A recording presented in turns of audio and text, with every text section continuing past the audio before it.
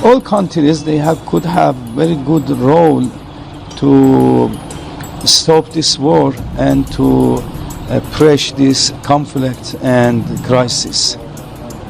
भारत में मौजूद अब्दुल माजिद हकीम इलाही, जो कि दिवंगत ईरानी सुप्रीम लीडर अली खमेनी के प्रतिनिधि रहे हैं, उन्होंने ऐसा बयान दिया है जिसने अमेरिका सहित पाकिस्तान की नींद उड़ा दी है। दोस्तों, इस वक्त सबसे बड़ी बात ये चल रही है कि जहां पे अमेरिकी सदर जो है वो बड़ी टफ स्टेटमेंट्स दे रहे हैं और बातें कर रहे हैं ईरान के हवाले से, लेकिन इस्लामाबाद अकॉर्ड इज रेडी। ये बातें हो रही हैं कि इस्लामाबाद अकॉर्ड जो है वो बिल्कुल तैयार है और ईरानी और अमेरिकन लीडरशिप पाकिस्तान आ सकती है। ईरान ने तो जी अमेरिका की ईंट से ईंट बजा के रखी हुई है। वैसे तो खैर अमेरिका को बिल्कुल भी ये ख्याल या ये एहसास नहीं होगा कि शायद वो ईरान पर अटैक करेंगे और उसके बाद उनकी ये हालत कर दी जाएगी। अगर उन्हें ये जरा सा भी अंदाजा होता तो शायद वो ईरान के ऊपर इस तरह से अटैक ना करते। युद्ध खत्म करने का रास्ता बताया, यानी कि उन्होंने कहा कि हमले बंद करो, शांति खुद ब खुद आ जाएगी। इस बयान के बाद पाकिस्तान की मध्यस्थ छवि पर सवाल उठा, उसकी कूटनीतिक विश्वसनीयता पर असर पड़ा और सबसे बड़ी बात कि उसकी भूमिका पर अंतर्राष्ट्रीय निगाहें हैं। यानी पाकिस्तान के तोते उड़ना सिर्फ मुहावरा नहीं बल्कि कूटनीतिक झटका है। तुम चाहते क्या हो? पूरी दुनिया के साथ तुमने लड़ाई शुरू करी हुई है, आखिर आपका एंड गेम है क्या और तुम ये काम कर क्यों रहे हो? क्योंकि पूरी दुनिया एज के ऊपर है और अगर आप देखते हैं कि पूरे सेंटर ऑफ एक्सप्लोजन के बीच में आपको हर प्रॉक्सी जो दुनिया में दिखता है, कभी हिजबुल्लाह है, हमास है, कोई भी मेजर जियोपॉलिटिकल ट्रेमर्स आते हैं, उसके बीच में नाम आपको ईरान का दिखता ही है। इमीडिएटली सीज फायर स्टार्ट होगा राइट अवे, ये ईरानियन डिमांड है। अमेरिकन डिमांड क्या है कि स्ट्रेट ऑफ हार्मुज रीओपन हो इमीडिएटली। मुझे लगता है कि ये चीज काबिल कबूल है कि एक जगह पे, ठीक है जी, ये दोनों चीजें काबिल कबूल है। दोस्तों, दुनिया एक बार फिर से बड़े महायुद्ध की दहलीज पर खड़ी है। ईरान, इजराइल और अमेरिका के बीच तनाव इतना बढ़ गया है कि पूरी दुनिया की इकोनॉमी हिल चुकी है। लेकिन इस बीच ईरान ने एक ऐसा बयान दिया है जिसने सबको हैरान कर दिया है, खास करके पाकिस्तान को। एक रिपोर्ट में ईरान के एक्सपर्ट डॉक्टर अब्दुल मजीदी ने साफ कह दिया है कि अगर इस जंग को कोई रोक सकता है तो वो भारत है। उनका मानना है कि इंडिया का ग्लोबल इन्फ्लुएंस आज इतना ज़्यादा है कि वो मीडिएटर बनकर इस महाविनाश को टाल सकता है, जबकि दूसरी तरफ पाकिस्तान, जो हमेशा बीच में कूदने की कोशिश करता है, उसे ईरान ने पूरी तरह इग्नोर कर दिया है। मजीदी ने तो यहाँ तक कह दिया है कि पाकिस्तान का इस पूरे मामले में कोई लेना देना ही नहीं है। ईरान का गुस्सा उन देशों पर फट रहा है जो उनके बॉर्डर के आसपास आकर उन पर हमला कर रहे हैं। डॉक्टर मजीदी ने स्ट्रेट ऑफ हॉर्मुज को लेकर भी बड़ी चेतावनी दी है। उन्होंने कहा है कि ये रास्ता सबके लिए खुला है, लेकिन अगर कोई दुश्मन इसे ईरान पर हमला करने के लिए यूज़ करेगा तो उसे निशाने पर लिया जाएगा। आज हालत ये है कि तेल की कीमतें आसमान छू रही है और दुनिया भर में डर का माहौल है। ईरान का कहना है कि ये जंग उन्होंने शुरू नहीं की बल्कि उन पर थोपी गई है। उनके स्कूलों और हॉस्पिटलों पर हमले किए गए हैं। ऐसे में सवाल ये उठता है कि क्या भारत वाकई इस ग्लोबल क्राइसिस का हीरो बनकर उभरेगा? ने सबसे बड़ा खुलासा किया कि मुद्दा ये नहीं कि ईरान किसी को रोकता है या नहीं, मुद्दा है सुरक्षा का। उन्होंने खास तौर पर हॉर्मुज स्ट्रेट का जिक्र करते हुए कहा कि हर देश को इस रास्ते से गुजरने की अनुमति है। यह अंतर्राष्ट्रीय व्यापार का सबसे महत्वपूर्ण मार्ग है, लेकिन जो देश इस रास्ते का इस्तेमाल ईरान पर हमला करने के लिए करेगा उन्हें अनुमति नहीं दी जाएगी। ये चीज साबित हुई कि पाकिस्तान जो है उसने ईरान को बचाया, उसने ईरान को बचाया है।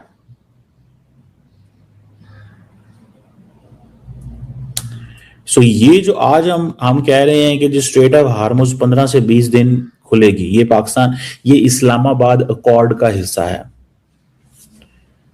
ये इस्लामाबाद अकॉर्ड का हिस्सा है।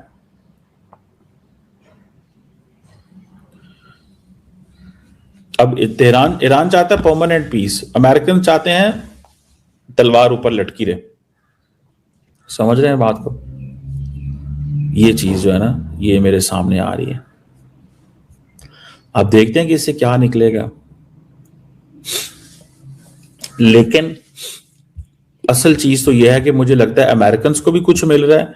अमेरिकन ये कह देंगे हमने स्ट्रेट ऑफ हार्मुज खुलवा दी है, ईरान कहेगा हमने परमानेंट सीज फायर करा दिया। लेकिन ये मसले का हल नहीं है भाई, ये मसले का हल नहीं है। मसले का हल कुछ और है। मसले का हल ये है कि जो फाइनल कॉम्प्रिहेंसिव पीस डील है, या जिसे इस्लामाबाद अकॉर्ड कहा जाएगा, वो कैसे होगा। कि ईरान की सैंक्शंस भी रिलीफ हो। ये जो सैंक्शंस रिलीफ और फ्रोजन एसेट्स और ब्रॉडर रीजनल फ्रेमवर्क जो है वो यूएई को और बाकियों को चाहिए।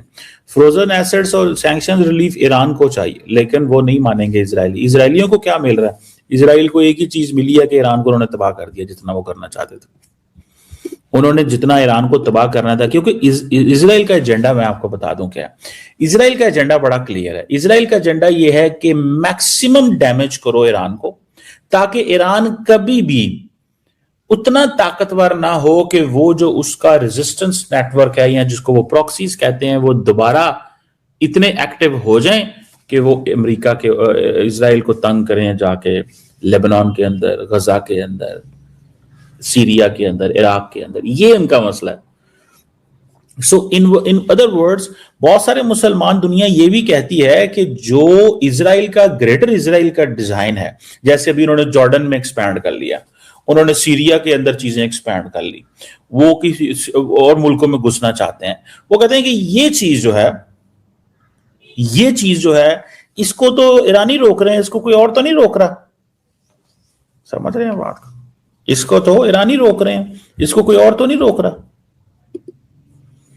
तो ये एक सिग्निफिकेंट चीज जो है वो मुझे नजर आ रही है।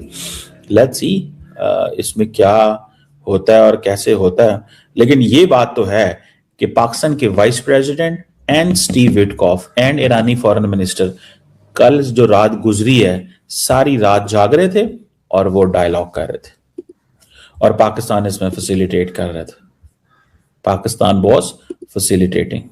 ईरान ने तो जी अमेरिका की ईंट से ईंट बजा के रखी हुई है। वैसे तो खैर अमेरिका को बिल्कुल भी ये ख्याल या ये एहसास नहीं होगा कि शायद वो ईरान पर अटैक करेंगे और उसके बाद उनकी ये हालत कर दी जाएगी। अगर उन्हें ये जरा सा भी अंदाजा होता तो शायद वो ईरान के ऊपर इस तरह से अटैक ना करते।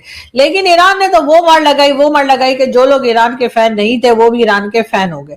इसलिए नहीं कि ईरान में कुछ अच्छा हो रहा था या ईरान के लोगों को या ईरान की लीडरशिप को बहुत पसंद करते, बल्कि इसलिए कि जाहिर है कि डोनाल्ड ट्रंप को या किसी को भी ये राइट नहीं होना चाहिए कि वो जाकर इस तरह से लोगों को मार डालें और इस तरह से आगे बढ़े, जिसका कि किसी को भी, यानी अगली बारी किसी की भी हो सकती है। अगर आपने इसके ऊपर फौरन आवाज ना उठाई तो कोई दूसरी कंट्री में भी इनको एक आदत सी पड़ जाएगी और ये जाकर फिर यही काम करना शुरू कर देंगे। लेकिन बात सारी फिर वही आ जाती है कि पाकिस्तान ने तो खैर एक तरह से मैसेंजर का काम किया और मैसेजेस वगैरह पहुंचाए कि जी दोनों कंट्रीज आपस में बात कर लें और अगर आप हमारी कंट्री में बैठ के बात करना चाहते हैं तो उसके लिए भी हम तैयार हैं। लेकिन अभी तक ईरान ने तो खैर कह दिया कि हाँ जी हम आ जाएंगे या हम आने के लिए तैयार है। लेकिन क्या पाकिस्तान नेतन्याहू को भी वेलकम करेगा? क्या पाकिस्तान नेतन्याहू के लिए सिक्योरिटी भी रखेगा? और ये याद रहे कि हमारे यहाँ तो आप लोग जानते ही हैं कि इजराइल आपको नहीं जा सकते, इजराइल जाने के लिए आपको बिल्कुल परमिशन नहीं है और आपके जो पासपोर्ट है उसके ऊपर भी लिखा हुआ है कि आप यानी कि पाकिस्तान के लोग जो हैं वो इजराइल नहीं जा सकते। और अगर कोई बेचारा भूले भटके किसी तरीके से पहुंच जाता है किसी और पासपोर्ट पे और वो होता पाकिस्तानी है, तो उसके बाद जब वो पाकिस्तान आता है तो उसकी अच्छी खासी छितरौल होती है कि भाई तुम क्या करने गए थे, क्यों गए थे, किस लिए गए थे, और इसी तरह की कई बातें की जाती हैं। लेकिन साथ ही साथ लोग ये भी चाहते हैं कई लोग कि जी इजराइल के साथ हमारे टर्म्स सही हो जाए। लेकिन होंगे कैसे जहां पर आपने अपने पासपोर्ट तक पर ये लिख रखा है कि आपके लोग जो है वो नहीं जा सकते हैं इजराइल, और हर तरह से इजराइल हमारा दुश्मन है, तो वहां पर तो मामला थोड़े खराब होते। दोस्तों, ईरान ने जो पाकिस्तान को लेकर कहा है वो इस्लामाबाद के लिए किसी झटके से कम नहीं है। पाकिस्तान हमेशा से ये जताने की कोशिश करता है कि वो इस्लामिक वर्ल्ड का लीडर है, लेकिन ईरान ने साफ कह दिया कि पीस टॉक्स में पाकिस्तान का कोई रोल ही नहीं है। डॉक्टर मजीदी के मुताबिक पाकिस्तान सिर्फ बातों की खेती कर रहा है ताकि ऑयल प्राइसेस को थोड़ा कंट्रोल किया जा सके, लेकिन ग्राउंड रियलिटी पर उनकी कोई वैल्यू ही नहीं है। ईरान ने एक तरह से क्लियर कर दिया है कि वो अब सिर्फ उन ताकतों से बात करेंगे जो वाकई मायने रखती है, जैसे कि इंडिया। दोस्तों, ये सिचुएशन सिर्फ 2-3 देशों की नहीं रही है, ये पूरी दुनिया की सिक्योरिटी का सवाल बन चुकी है। ईरान ने शर्त रख दी है कि जंग तभी रुकेगी जब हमला करने वाले देश पीछे हटेंगे। लेकिन क्या इजराइल और अमेरिका इतनी आसानी से मान जाएंगे? और अगर ये जंग नहीं रुकी तो आने वाले वक्त में क्रूड ऑयल और सप्लाई चेन का क्या होगा? भारत के लिए ये एक बड़ा मौका है अपनी डिप्लोमेटिक पावर दिखाने का। क्या पीएम मोदी इस मामले में इंटरवेन करेंगे? ये देखना दिलचस्प होगा। आपको क्या लगता है, क्या भारत इस जंग को रोक पाएगा? अपनी राय कमेंट सेक्शन में जरूर दें। ऐसे ही जियोपॉलिटिकल अपडेट्स के लिए जुड़े रहिए हमारे साथ।